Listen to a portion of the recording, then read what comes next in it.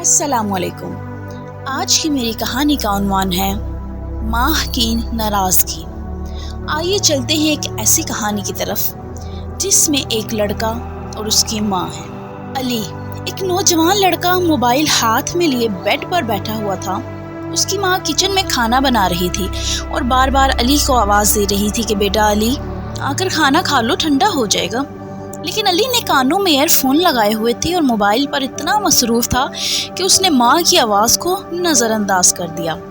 ماں نے کھانا میز پر لگایا اور پھر تھکے تھکے لہجے میں کہا، علی ہر وقت موبائل میں ہی لگے رہتے ہو، میرا کہا کبھی نہیں سنتے۔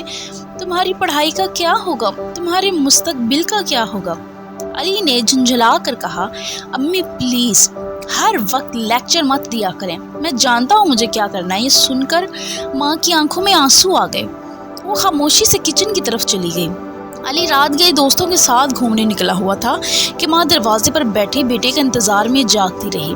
جب علی آیا تو ماں نے پیار سے کہا، بیٹا یہ وقت ہے گھر آنے کا، میں تو ساری رات جاگتی رہی، فکر میں تھی۔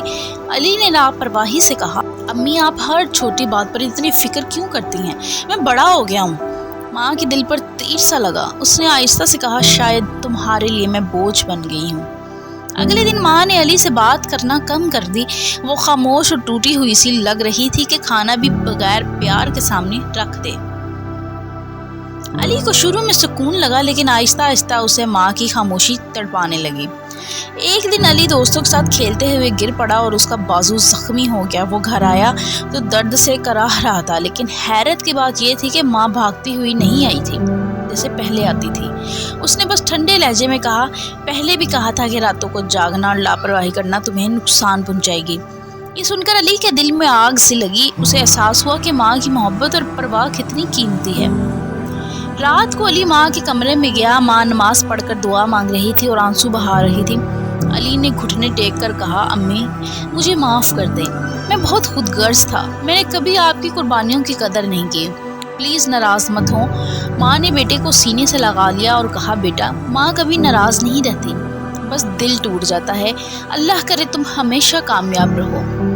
اس دن کے بعد علی نے موبائل اور دوستوں پر کم وقت دیا اور اپنی پڑھائی پر توجہ دی۔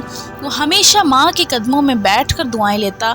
اسے سمجھ آ گیا کہ دنیا میں سب کچھ مل سکتا ہے، لیکن ماں کی دعائیں اور خوشی کے بغیر کچھ بھی برکت والا نہیں ہوتا۔ ماں کی ناراضگی اللہ کی ناراضگی ہے۔ ماں کا دل کبھی مت دکھاؤ، کیونکہ اس کی